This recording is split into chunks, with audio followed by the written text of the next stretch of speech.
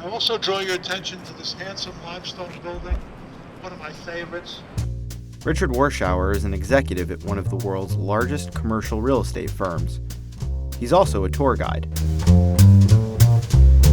Following the 1987 stock market crash, Mr. Warshauer began leading regular walking tours of Lower Manhattan. The tours offer a detailed and often humorous account of historic Wall Street real estate. Take this deal, for instance. 10 Hanover Square once housed Goldman Sachs. It was sold earlier this year to UDR, a giant residential real estate investment trust, for $261 million. Real estate investor Stephen C. Witkoff originally bought the property in 1996 for a mere $15 million. And my HP12C tells me that's a 20.69 cumulative annual return since 1995. And I will argue that's the sweetest real estate deal that I've ever heard about. The tour winds its way through the historic Stone Street district, which is home to landmark buildings and, of course, plenty of watering holes where thirsty bankers hash out the day's troubles over a beer or two. It's called Stone Street because it was one of the first paved streets in New York. Remember, in Dutch times, most of the streets were dirt roads. Richard has such a deep knowledge of history and the business aspects. Takeaway is the details, the history of the building.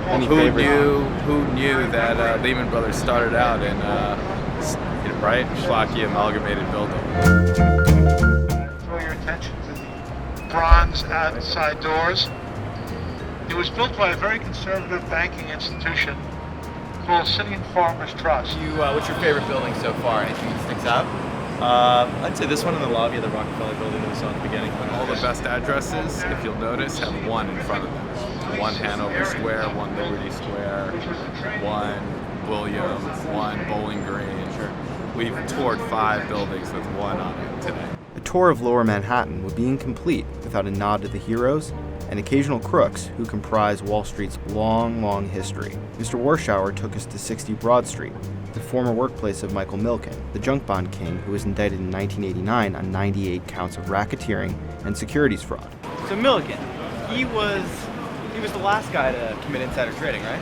I don't think so. Okay. So what's happened since?